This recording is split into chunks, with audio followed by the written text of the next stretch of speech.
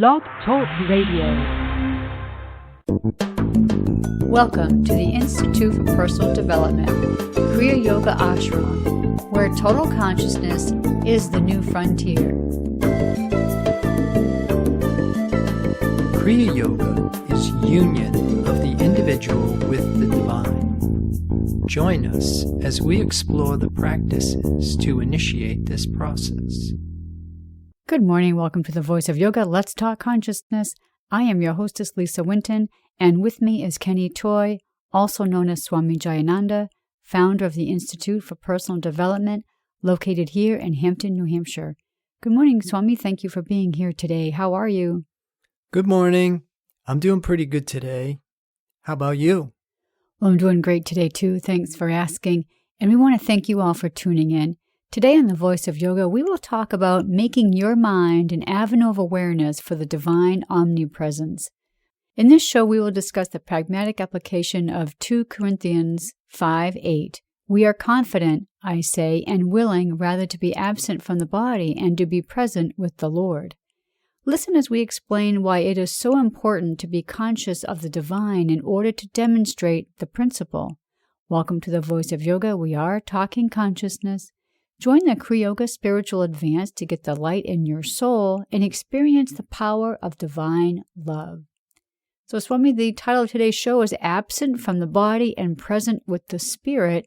So tell us, what made you decide to pick this as a topic of conversation? Well, I really think that I got it from Bicknell Young did an article. The title was Body. In it, he really unboxes the Christian Science understanding of absent from the body and present with the spirit, because they really utilize this as a demonstrable principle. Divine science is not just something you believe in, but it is how dominion is expressed, how we can literally reveal this truth of being. Well, I know that we are going to talk about that Bible verse in more detail, but I thought what we would do too is talk about the 2 Corinthians 5, 6, 7, and then the 8. So I want to just read for you verse 6. Therefore we are always confident, knowing that whilst we are at home in the body, we are absent from the Lord.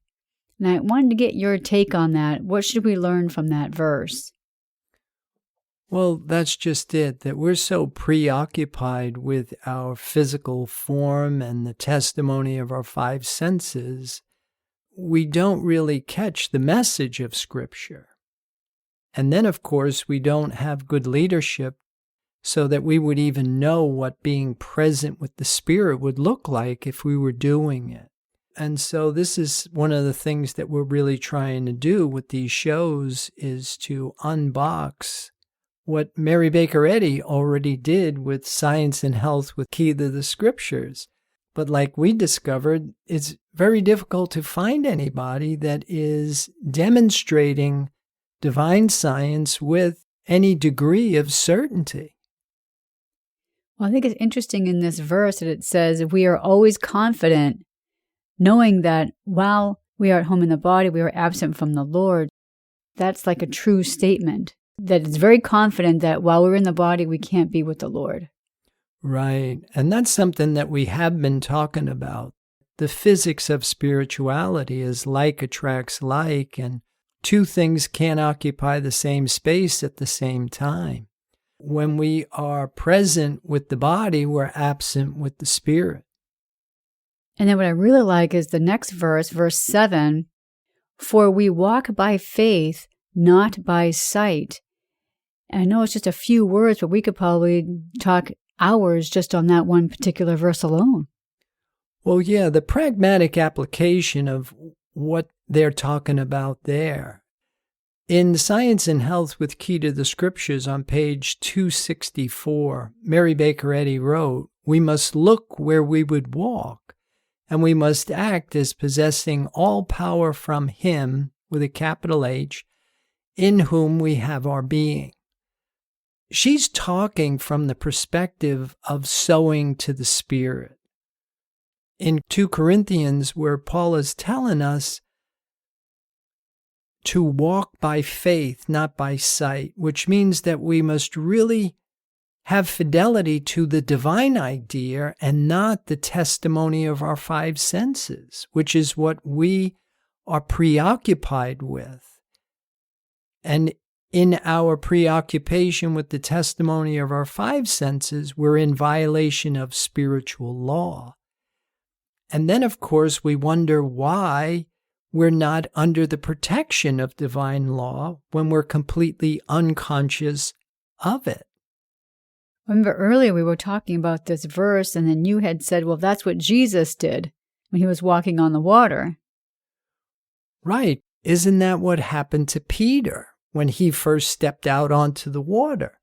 And he took a few steps, and then all of a sudden it dawned on him what he was doing, and he fell from that secret place of the Most High where he was believing or trusting in the divine idea, and he fell back into the testimony of his 5 senses, and then, of course, he fell in the water. But Jesus walking on water is science. And you're talking this divine science that we've been talking about for months now. Right. What I'd like to do is talk more about the verse 8 that we mentioned earlier in the summary. We are confident, I say, and willing rather to be absent from the body and to be present with the Lord. Let's talk about that for a little bit. The big thing here is to know, well, what does that look like when I'm doing it? It's one thing to make these statements and declarations, but the actual pragmatic application of this, and I really like what Bicknell Young said in that article that he wrote, Body, and I'll read a little bit of it. In the practice of Christian Science, we spend much time in gaining a true sense of body.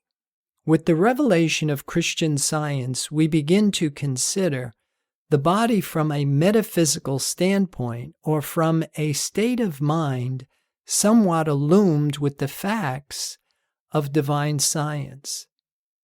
From the standpoint of metaphysics, we do not deny our body because it seems material to us, but we do deny our human material sense of body. We keep our body, and we understand and affirm that our body is an eternal verity, intact here and now as it is in truth. The one eternal body, the forever embodiment of divine ideas. The false appearance of false material sense that we call body is not body at all, but is a misconception of the one eternal body at hand. How many of us are willing to be absent from the limited material sense that we call body and to be present with the true sense of body that is spiritual, painless, harmonious, mind-governed, and mind-sustained? That's the end of the quote. One of the things that we had talked about earlier was you had mentioned that this reminded you of fake it till you make it. I said, that's exactly what we really don't want to do here. We don't just want to deny the testimony of our senses, but we want to mind it till we find it. We want to know what it's like when we make our mind an avenue of awareness for the presence of divine mind. How would I know if I was doing that? Because like Mary Baker Eddy says, you rise above corporeal sense and correct it. That to be in the presence of divine truth must reveal itself. It must correct our thought. It must change what is appearing in our senses. And if it doesn't mean that it isn't there. It just means that what I think is divine mind isn't the one true divine omnipresence. And so we've got to keep looking. Well, I have a question for you about one of the sentences in that quote you just said.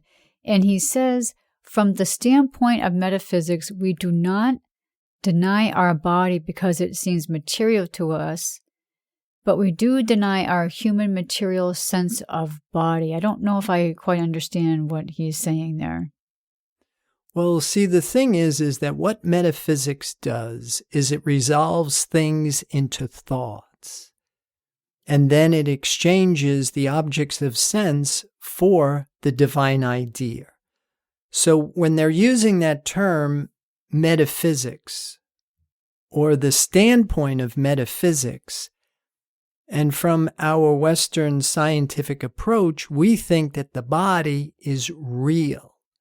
And then the next thing is that not only is it not real, but then we also have to understand that it is a misconception about what is really here, which is the divine idea, which is the divine creation, which is the changeless state of being. It is the perfection of being, and that is the truth of being.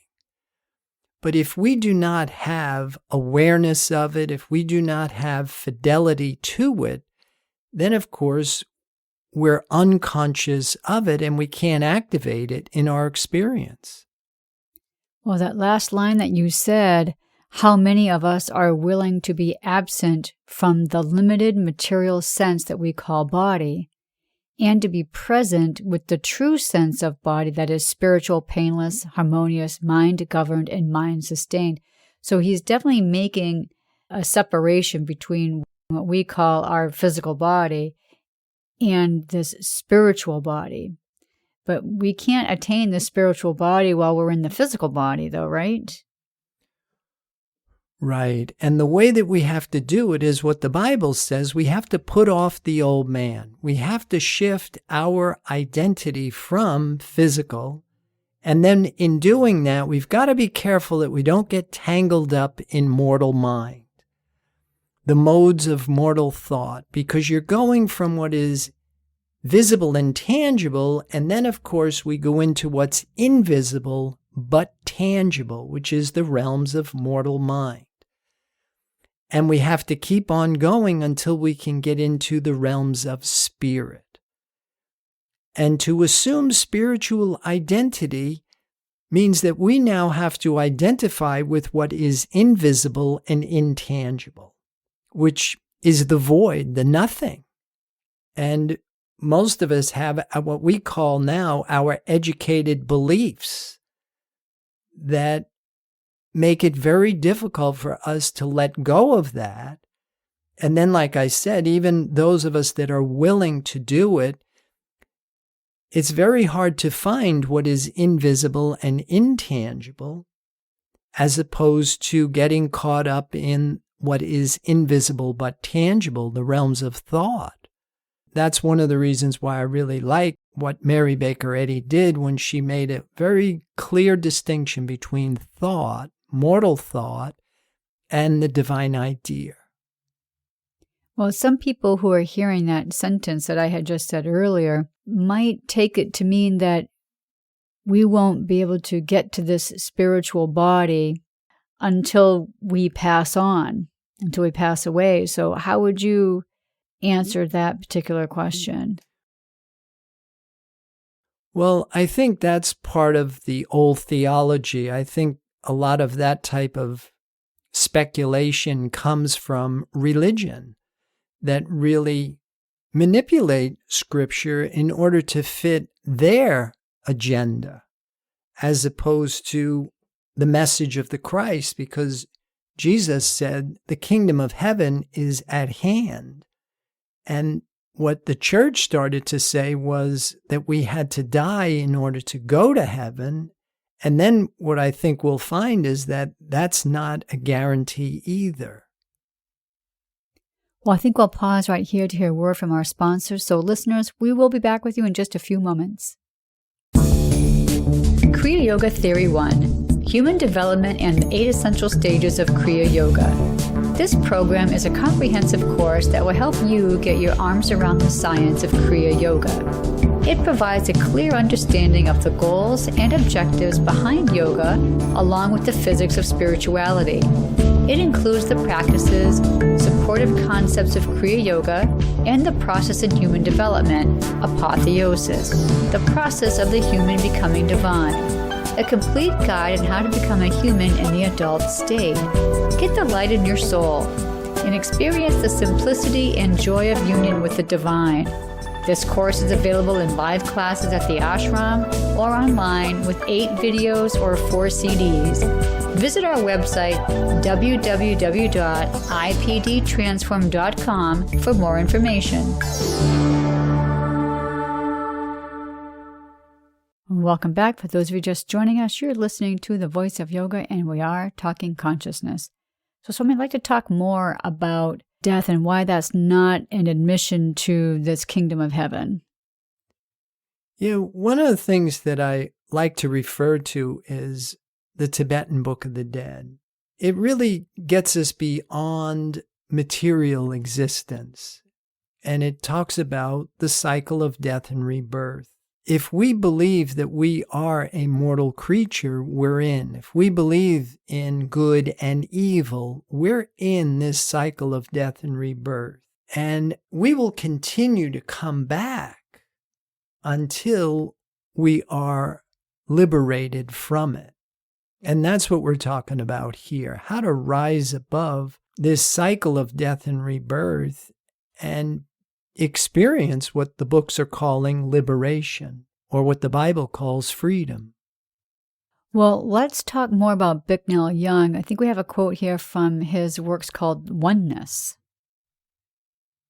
Yeah, this one is, much may be accomplished for the cause of Christian Science in the world today by the individual who is knowing and being the one mind, because he understands his being to be the individual appearing or manifesting of God. This individual works effectively with power. He loses a sense of himself as having a mind separate from God. He feels sure of his work, and he speaks with authority, whether it is a belief of sin, disease, death, or warring nations he is handling. One does not feel that his work is futile if the suggestion should come, "What can your thinking do among so many?" He knows better than that, because he is gaining a new meaning of one with God is a majority, for he knows his consciousness is God. So Swami, let's talk more about what he said earlier in that paragraph you stated. He says, he understands his being to be the individual appearing or manifesting of God. And what does that really mean? What does it look like?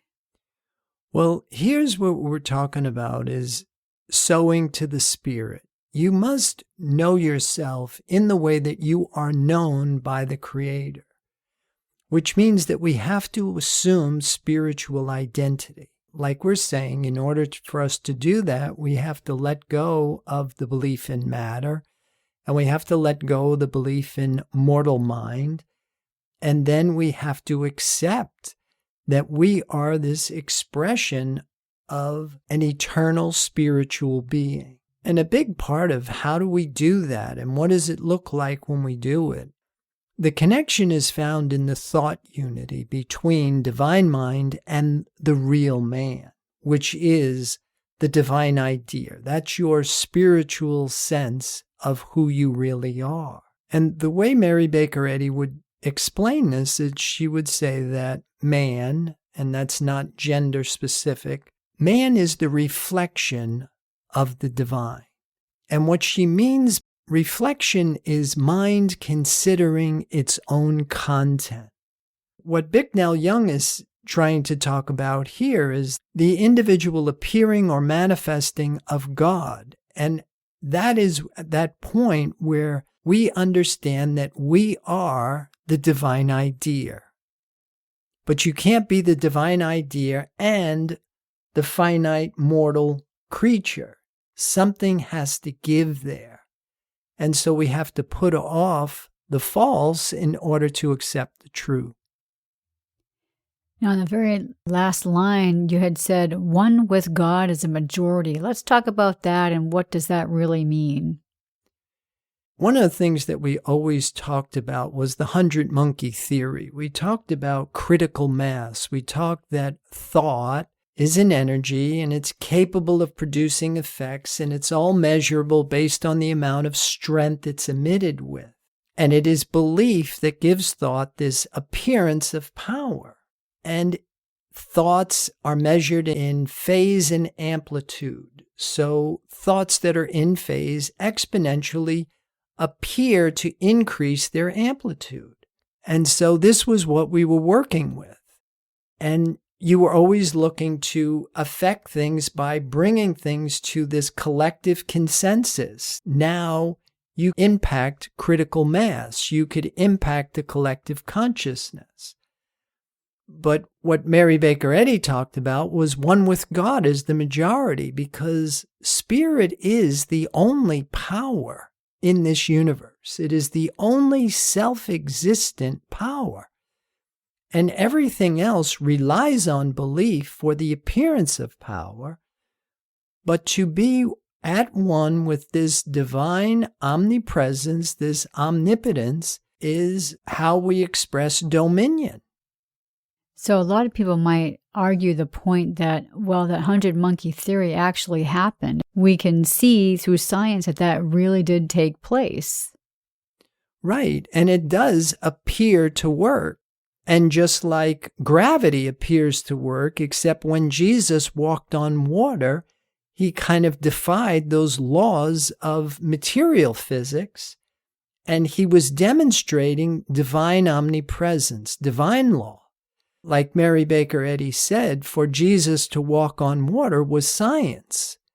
But until humanity really learns how to walk on water, for us to step off of the boat isn't wisdom or science. And that's what we're really working on here, is learning how to demonstrate this principle with scientific certainty, because it will trump what it is that we think is real. And that's what we said in the opening, is we were going to explain why is it so important to be conscious of the divine in order to demonstrate the principle.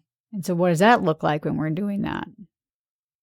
Well, I think what Bicknell Young said in Oneness, the individual who is knowing and being the one mind. So you not only have to know it, but then you also have to identify with it in order to demonstrate it, in order to activate it in your experience. Because if you really look at the way we're going about it, and we wonder why we run to the doctor because we feel pain, or we're looking for something outside of ourselves to make ourselves better, it's mostly because of the way we've been socialized, but it is our ignorance of this truth.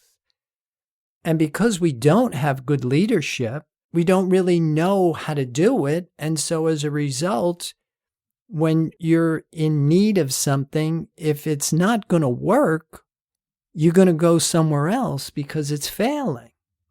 And so if you're not conscious of God or this truth of being, and you can't activate it, then that's what we really have to learn, is we have to know this God aright. We have to know what is the truth of being, what is the divine idea, and we're looking for something that doesn't report in the mind that we have accepted as what we're going to use to get us through this life. So now we have to learn how to think differently, and to think with divine mind, as divine mind.